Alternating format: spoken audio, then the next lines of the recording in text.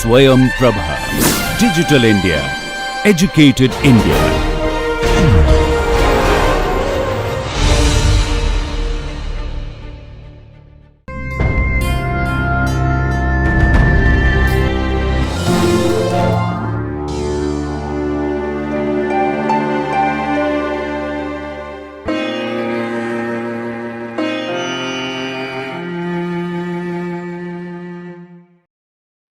Welcome, my dear learners.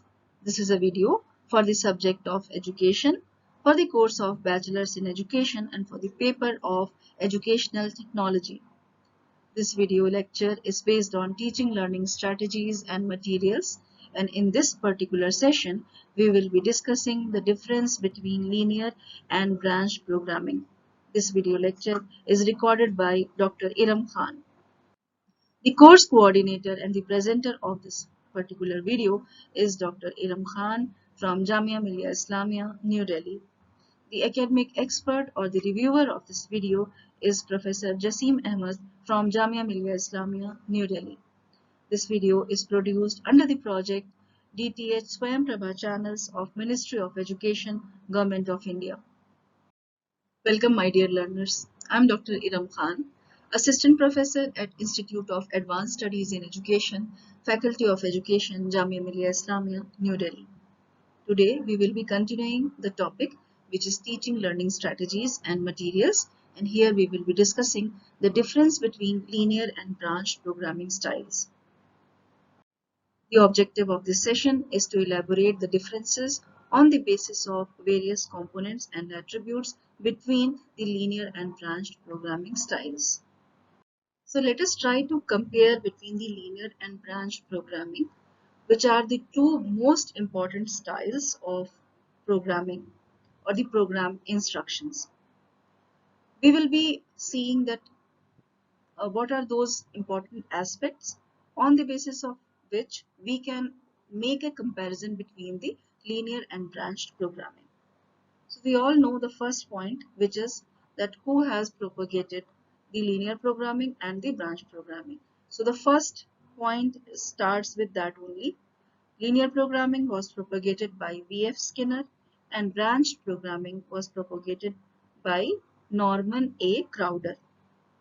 The second aspect is that what exactly is the background concept? What exactly is the basis of these two programming styles?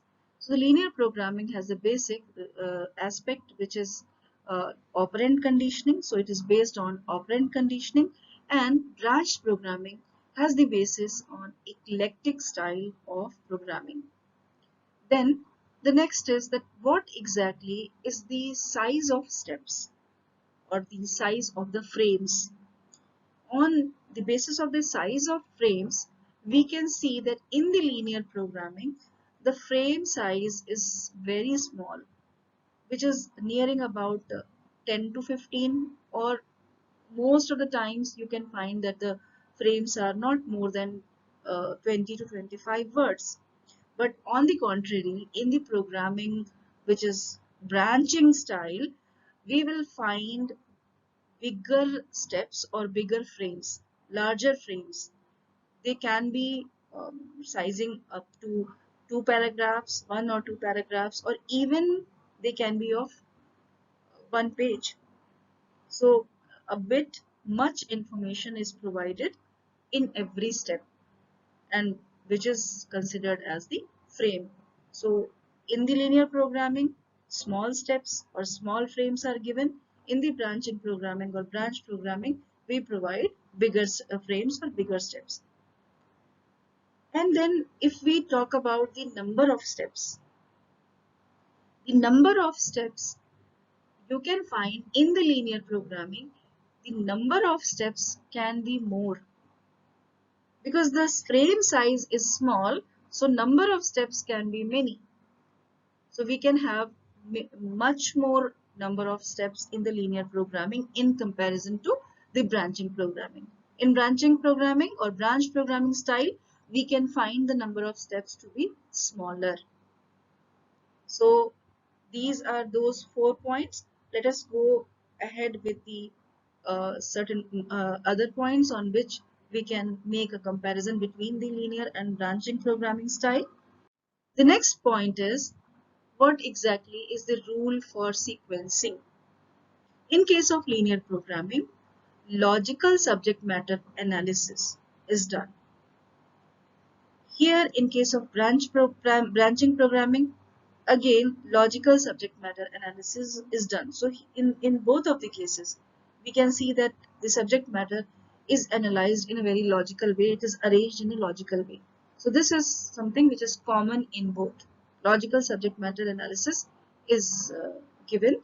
So the sequencing will be done in a very logical manner in both of the cases, in linear as well as in the branching programming. Then again, let us come to the criteria of presentation. In case of presentation, we can find again a bifurcation. The types of text, the text material which we are providing. On the basis of that, which is the part of the presentation, we can see that in case of linear programming, the usual textbook containing page in normal sequence. The usual textbook containing page in normal sequence can be the, the type of presentation.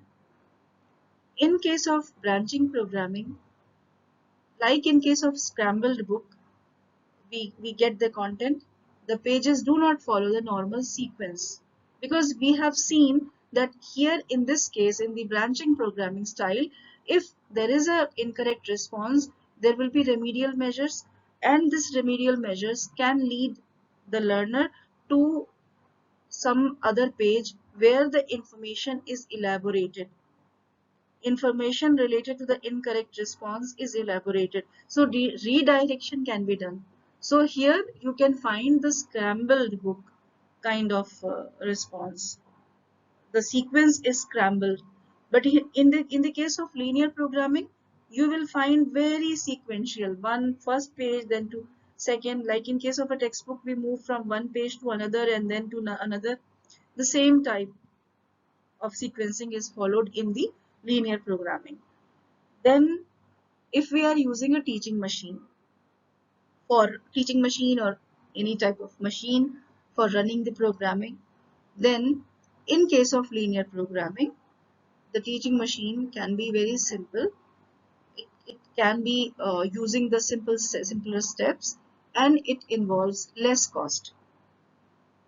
Maybe even the use of a simple system or a simple machine. Teaching machines are there. Even we can find a teaching machine which was developed by the B.F. Skinner. B.F. Skinner has developed a teaching machine. So you can find that this teaching machine is a very simple machine. So that is of involving very less cost. It's a simpler version of a teaching machine. But in case of branch programming, complicated machines are used which may be of higher cost.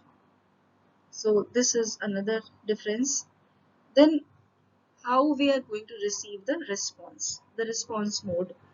In case of responses, the responses which we receive in case of the linear programming style, the responses can be constructed responses occasionally through multiple choice. Very less opportunities of multiple choice items are given. Most of the times you have to write the response on your own. So you have to construct the response. You don't have to choose from the multiple options. You have to write the correct response. But in case of branch programming, you can select the correct response from the multiple choice. So there are choices which are given, and from those choices you have to select the one which you feel that is the correct response. Then the next point, the next criteria or the element under which we can make the comparison is the purpose of response. What is the purpose of this response? In case of linear programming, the purpose of response is fixing of learning. We have to fix the learning. We have to actually make the learning process happen. But here in this case of branching programming or branch programming, we want to learn we want to make a assumption that how much learning is happened. We have to measure the learning. We have to measure the learning, how much learning has happened. And for making this, we actually provide a lot of remedies in case of this branching programming. So the purpose of response, the purpose of whatever response we are getting in linear programming is to fix the learning, and here in case of branch programming it is to measure the learning. The next point of reference is reinforcement. In case of linear programming, the correctness of the responses. Basically, the correctness of the responses are the reinforcement, and there is no remedy which is suggested for incorrect responses. So if you give the right response, then only you will get the reinforcement. So there will be no any remedial measure which is going to be given. The machine will be giving you the correct response if you have given a wrong response, but it will not redirect you, or it will not provide you any remedy for learning more or coming up to the right answer on your own. So this is somehow uh, the thing which is lacking here in the linear programming style, but it is the way in which the reinforcement is given. So reinforcement is given in the form of correct response. In case of the branching programming, the correctness of the response is basically, if the response is correct, then the system will take you ahead to the next frame. But in case you have not correctly answered the question, then remedial instructions will follow. So the remedial instructions follow the incorrect response in case of branch programming style, which is a very important thing, because the learner is actually learning the thing. The sole purpose is not to only give the right answer. The purpose is to learn the comprehension, to gain the comprehension of that particular topic. Let's see the next point of reference, which is error rate. In case of the linear programming, the error rate is less. It is approximately 5%, because we can see that there is very less opportunity of making a error. So error rate is very less in linear programming. But in case of branched programming, the error rate can be 20% in general, and even it can be more. If you have got a multiple type response type question where the options are more than 4, then it can be more. The opportunity of making an error can be more. So 20% in general is the error rate in case of the branch programming style. Now the next point of reference is utility and appropriateness. In case of linear programming, it is much more utilized in the lower classes, lower standards, lower classes.